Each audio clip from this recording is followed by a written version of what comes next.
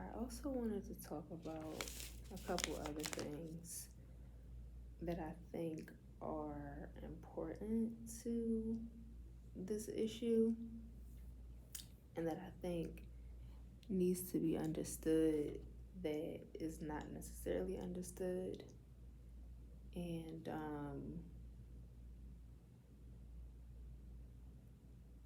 one is the fact that, and I use the word fact because it is a fact, it's research backed. We know that while talk therapy is really important to healing, it doesn't eliminate trauma. It doesn't heal trauma. And that is because trauma lives in what's called the limbic system, right? And so what happens with trauma is the experience is recorded in the brain within the limbic system. It lives there, it's stored as a memory. And then every time you encounter something that is similar to that experience, it's triggered. And the brain reads it as you having that same experience, and then you react to it the same way you reacted to it when you had the first trauma way back when. In order to eliminate that, you can't talk your way through it. In order to eliminate that stored memory, stored trauma experience, you have to have new experiences. You have to have experiences that counteract that original experience. You have to have experiences that are different and better and healthy, so that you create a new memory, so that you store something that is better than what was there in the first place. And so for that reason, you can't talk your way through it. Going into talk therapy doesn't do that. Now, talk therapy is really helpful and healthy. I think that as a people who have been historically silenced, who have been historically not listened to, who have been historically not valued, and have carried that over into our family systems and how we operate, therapy is amazing, right? We all deserve to be seen and heard, and talk therapy is an opportunity to do that. Talk therapy is an opportunity to go and lay everything out on the table. Talk therapy is an opportunity to learn how to effectively communicate when you have an issue. Talk therapy is an opportunity to have somewhere to turn, to have an outlet, and to not be judged, right? Your therapist is there to literally listen to you and to be your advocate, and to, push you in certain ways to help you to grow and evolve. And I think that that's so important, and I think it's a really great starting point. But you do get to a place in talk therapy where you hit a ceiling when you have trauma and complex trauma. And for a lot of us, the trauma is really complex. And so I think you arrive at a place where you start to understand everything intellectually, but in order to heal it, you need other avenues. And one of those avenues, right? And this is what the researcher Bessel van der Kolk talks about in his book, The Body Keeps the Score. You have to have an environment and people in that environment who can provide you what you never had, long story short. And I share this because of what came up in that press conference, right? There was a mention of, more therapists and psychiatrists and going to therapy and solving this problem. There was also a mention of a greater police presence. There was also a mention of citizens taking up arms and defending themselves, right? So when we talk about trauma and we talk about healing trauma and everything that I just mentioned, right?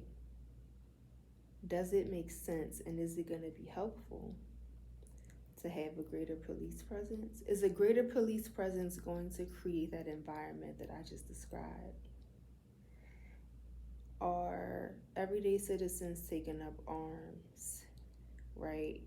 And pretty much creating, you know, a live action movie out of our lives, right? Shootouts, pretty much, you know, westerns, country westerns, everybody just shooting each other up, going to create the environment that we actually need to heal. And so, right, this goes back to what I was saying before, where it's like the therapeutic process is going to involve everyone. It's not a singular thing. It's not a this one person is having an issue, so this one person needs to go to therapy, and this one person needs to be dealt with, and this one person needs to be on medication, right? We are communal creatures and beings. We're not born in alone. We're born into community. We're born into family systems. And so chances are when that one individual is struggling with a given thing and experiencing a given thing, it's tied back to the family system. There's something within that family system that has helped create that. Right? Look at it like a tree. You have the roots, the foundation, and then you have all of the branches. If one branch has an issue, chances are there's something at the foundation of that tree that caused it. And majority of the other branches are going to have maybe not the exact same issue, but something similar. And that was one of the first things I realized in my healing and therapeutic journey. It was like, well, if I'm going through all of this, then everybody else has to be dealing with something too. Like it would be humanly impossible because we all come from that same environment. Now, obviously, everybody is different and we manage things differently, but you know, whole family systems have to be committed to transformation and change and healing. And wanting to create a police state, right? Wanting more policing, wanting more guns is not going to solve the problem. I'm not saying what it is going to do, I'm saying what it's not going to do. Right? It's not going to heal trauma and evolve us and move us forward. Now, I think it's also important to state that we are in a critical time right now. And I understand the desire to protect. I understand the desire to, you know, make sure that you and yours are going to be okay. I understand the notion that people are fed up, people are tired, people have had enough. And there's a sense of powerlessness.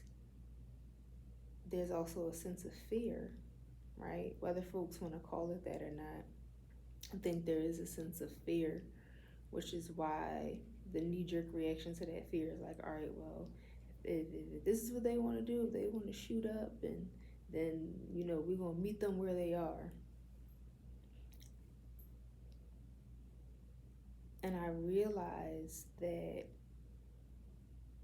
sitting still is not an option. Doing nothing is not an option.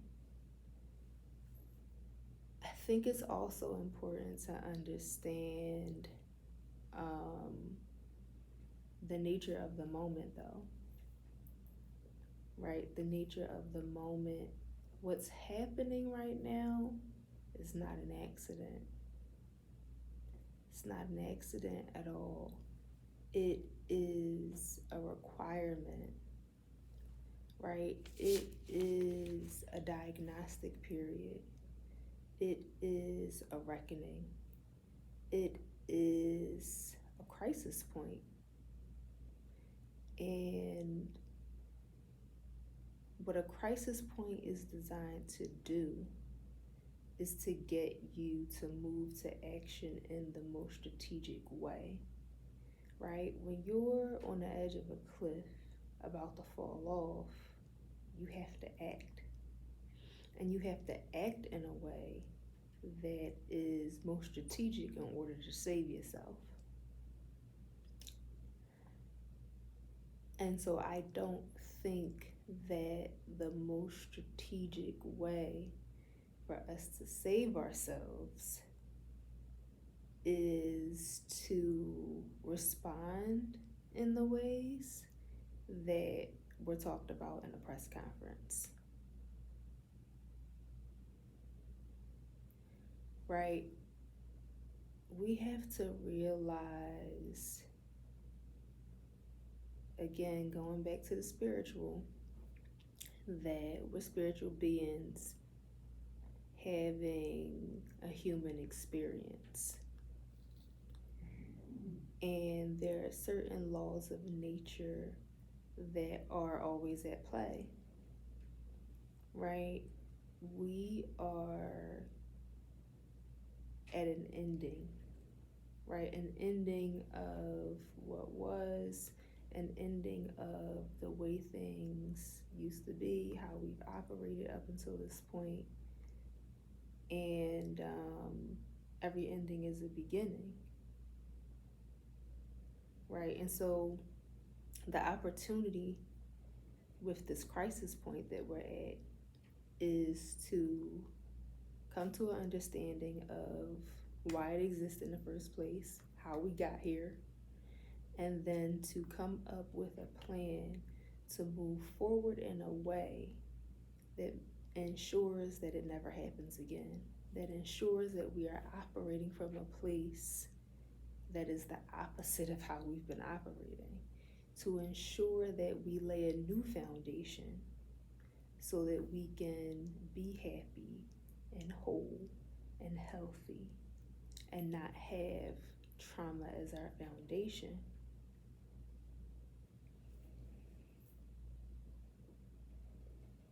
And we have to realize that birthing is inherently painful, right? Think about when a woman is bringing a child into the world. Think about that process. What does it entail? What does bringing new life consist of? Pain, agony, frustration, and bloodshed even, right? And so it's like, as human beings, we have to realize that we don't get to redefine the divine process. We don't get to redefine the way that God has designed things. The design is the design. And so this birthing process that we're going through, right? We're in labor right now, is what it is. And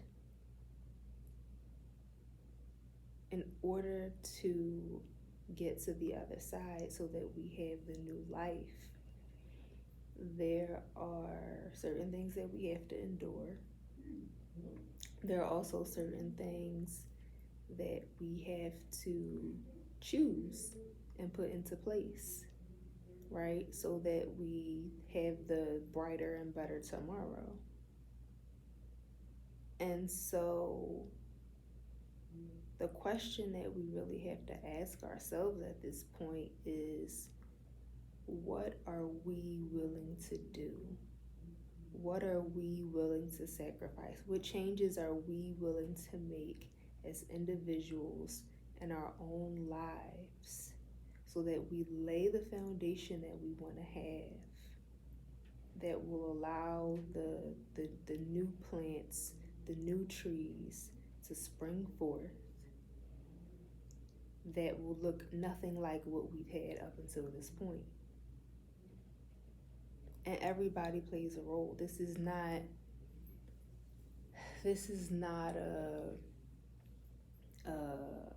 politician thing. This is not a police thing, a community organizer thing. This is a people thing. Every single individual looking in the mirror and asking themselves that question, right? What role do I play in this situation? What do I need to do for my family specifically, and then for my community? Because a community is a collective of individuals, right? The community is, it's me, it's you, it's your cousin, it's your aunt, it's your uncle. It's a bunch of individuals added up together. And so the change has to happen on a personal, individual level. Every individual has to be undergoing transformation so that the community looks different. Right? The community is going to change by default when every individual changes, because the community is a bunch of individuals. And so we really got to get clear about those things. We really got to, be prepared to roll our sleeves up and do the hard thing, do the difficult thing. And the difficult thing is standing fully in the truth about what our family systems look like, right? Because we can talk about all the other issues, but the one thing we can control is ourselves. Our lowest hanging fruit, our path of least resistance is us. I can change me. I can make choices about the people who, I'm responsible for. I can make choices about how I interact with the people I'm closest to. That's what's within my power. And so that's where our focus needs to be, right? That's the thing that you can literally do right now. You don't have to involve anybody else. You don't have to wait for, anything in particular to come to pass, right? We got to be prepared to be uncomfortable. We got to be prepared to have the hard conversations about the ways that we've been living, about the toxic patterns, about the, toxic big mamas and the toxic fathers and grandfathers and uncles, and how that has affected us to this day. How that has shaped our realities. And until we're ready to do that, all of the other stuff is smoke and mirrors. Like, all the other stuff is least important, right? Money doesn't heal. A job is awesome. Being able to pay your bills is awesome. Going to school and learning and having an education is awesome. But that doesn't heal you. And I know that because I did it. I did it, right? I was living the American dream. I was the example of the American dream. I'm a first generation college graduate. I was working in corporate America, making more money than either of my parents ever saw at 25 years old. And still I was broken. It did not solve the problem. It did not remove me from the trauma. It did not give me the self-esteem that I needed that I never had. It did not allow me to progress in the way that I needed to progress as a person. Didn't do any of that. And so this notion and this idea that education and employment is going to free us couldn't be further from the truth. And we have to stop asserting that. We have to stop making that the priority. We got to make the uncomfortable truths a priority. We got to make retrofitting the family system a priority. Right? How we raise our children, how we speak to our children, how we speak about our children, how we view one another.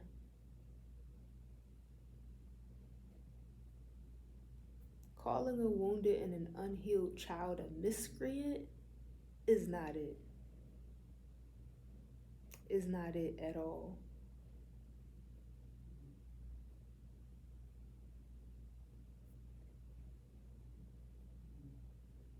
I want to jump back into more of the history, right? When I was in school, I didn't necessarily care for history. I was one of those people who was like, oh my gosh, like, why do we have to learn this? Why does this matter? It was hundreds of years ago, blah, blah, blah, blah, blah. I didn't understand that life is cyclical and that you absolutely need to understand how something began so that you can recognize how you got to where you are and how things are going to end. And so the other important piece that I think we need to be aware of is going back to the beginning of this country and Philadelphia as a city, right? So, and I say that because we're closing out a cycle, right? This is an ending and a beginning. And so we got to look at how things began, like what was happening at the beginning, right? At the beginning, there was a fight over control and leadership, right? There was another country that was in control of this country. This country wasn't independent, it wasn't free. And this country wanted to be free and wanted to be independent. And so in order for that to happen, They went to war, right? They had to fight so that they could break the chains, break the ties, um, in the agreements, so that they could set up new agreements, so that they could be in full control of themselves, so that they could fully govern themselves. And so when you look at that, it's going to be the same. It's going to be the same. It's going to be very similar. And that's pretty much what we're up against right now. There's a fight for our independence, right? We, black people, weren't even really a part of that. Like, that really didn't even involve us. We didn't have the rights, the ability, um, to even be included. And so this go round for us is our opportunity to gain our own autonomy, to do just that, to break free of, you know, control over us, to break free of being directed, by others, to govern ourselves, to, right, be in leadership of our own lives and communities. And that is going to require a fight. It's going to be a hard one. It's not going to come, without a battle, without conflict, without upset, and everything else that I mentioned, regarding rebirth. It's a rebirth. And so don't be weary, folks. Again, I know that it's exhausting and people are tired and people are saddened and there's devastation and it just feels like, when is this going to end? Like the world is upside down. But this is the process. This is the process. I think it's important for us right now to focus on the future, right? To focus on not the ending, but the new beginning. What is it that we want moving forward? What do we want the new thing to look like, to entail? What do we want for our communities? What do we want for our people? What do we want for our children? Right? And then lay out a plan to decide the steps we are going to take to get there. What stakes do we have in it, in that creation process? And then collaborating with the Most High, right? Bringing God into it so that we can ensure that we get that done, right? God wants to liberate us. God wants to free us. God wants this new beginning for us. God wants the last to be the first. That's why all of this is happening, right? This shakedown, things being flipped upside down, is designed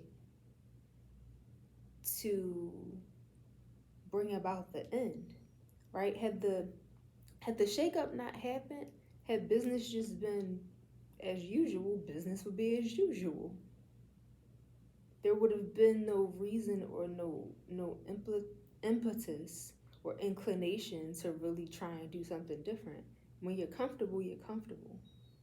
And so a lot of this is about bringing the right amount of discomfort to get folks to wake up, to get folks to act, to get folks to see things for what they actually are, and to say, all right, something has to change. Like, we can't keep moving in this direction. You know,